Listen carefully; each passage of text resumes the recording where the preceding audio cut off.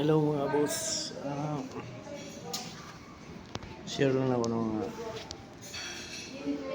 kaning cancel yung flight. Di ko buday basta-basta ba.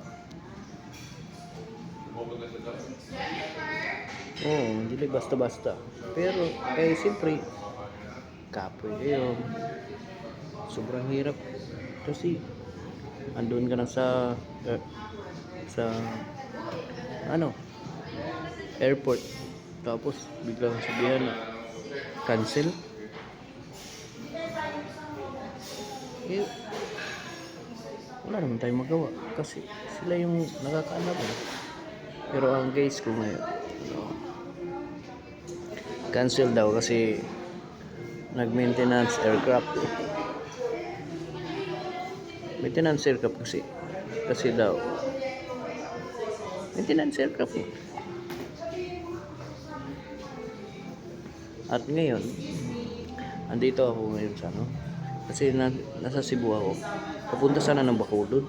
Ang problema, yun na nga, cancel yung flight ko.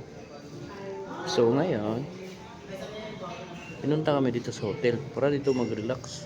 Sana all hotel. Suits. Alpha Suits. Alpha. Search nyo na, Alpha Suits Hotel. Yung parang gano'n. Tapos ito pa. Buti na lang sa PAL. Ewan ko lang kung na Cebu Pacific pa yan. Pero ang PAL, tested ko na. Kasi mag-provide talaga sila ng ganyan yan. Nung nakaraan, provide sila ng pagkain namin. Kasi delayed yun. With free yung free ticket. Ngayon, cancel. Kaya matulog daw muna kami sa hotel. Tapos, ang problema, Bacolod yung puntahan ko. Pero paikutin pa ako ng Luzon.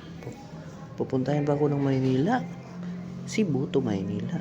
Tapos mamayang madaling araw, Manila to Bacolod na. So, sana all overseas na sana, no? Sayang, domestic. Wala na. Ito na nangyari. Kaya kayo cancel kayo o delayed flight. Pagpalang Philippine Airline lang, no problem kasi provide nila. Tsaka hindi ka titipidin.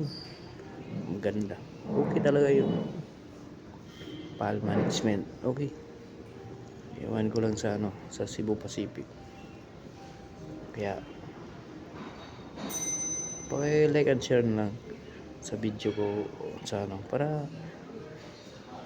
para malaman ng iba, lalo na pag sila book ng ticket sa PAL na kayo dito advertisement ng PAL. Wala akong pera dito. Yun lang mga boys.